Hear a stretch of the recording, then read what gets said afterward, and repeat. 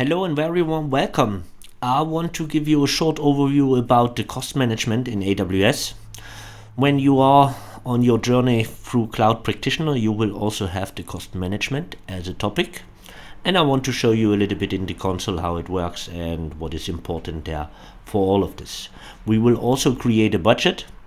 This is important when you are first doing something in the console and want to, or when you are then occurring some costs, that you have this under control and that you also get alarms if something is exceeding.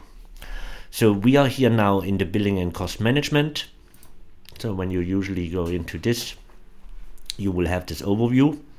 Important is that for some of this stuff here, you will have or must have root user access.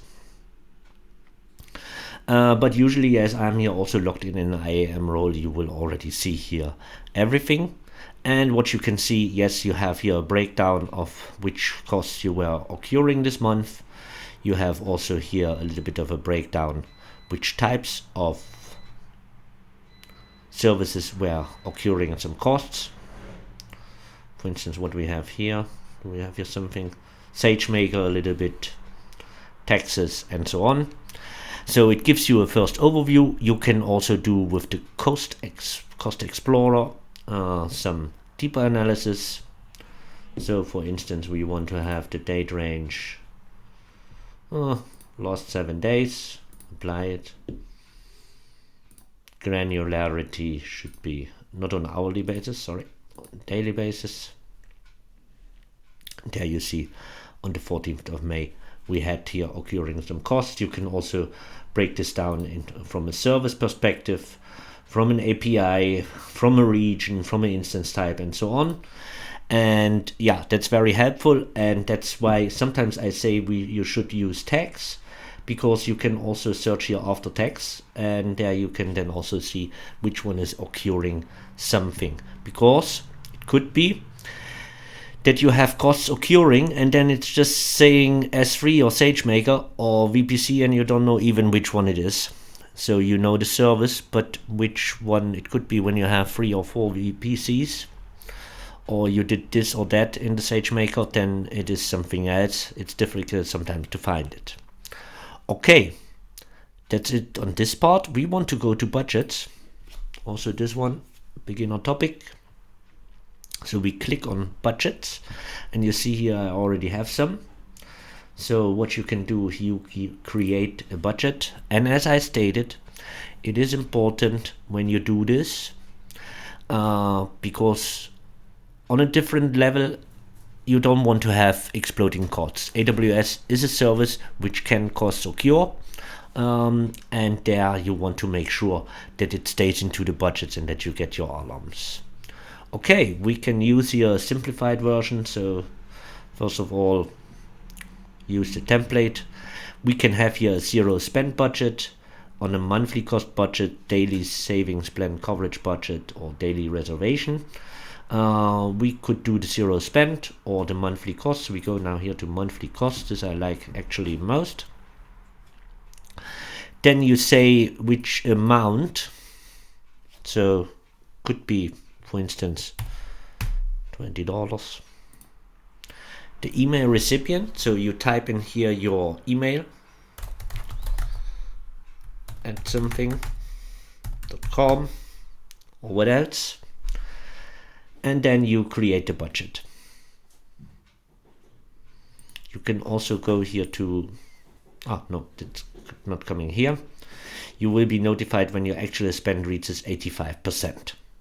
Okay, it could be one thing. When we go to customized, we do a cost budget. We go to next. Then we type in my budget test. Then we say it's a monthly one. The start month is the May. Could be also an expiring budget, but recurring budget. Fixed. It goes on all AWS services. And then next.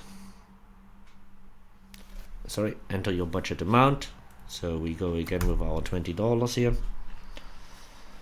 Next. Then no alert thresholds created. We go here into this. So here we come now a little bit more individualized.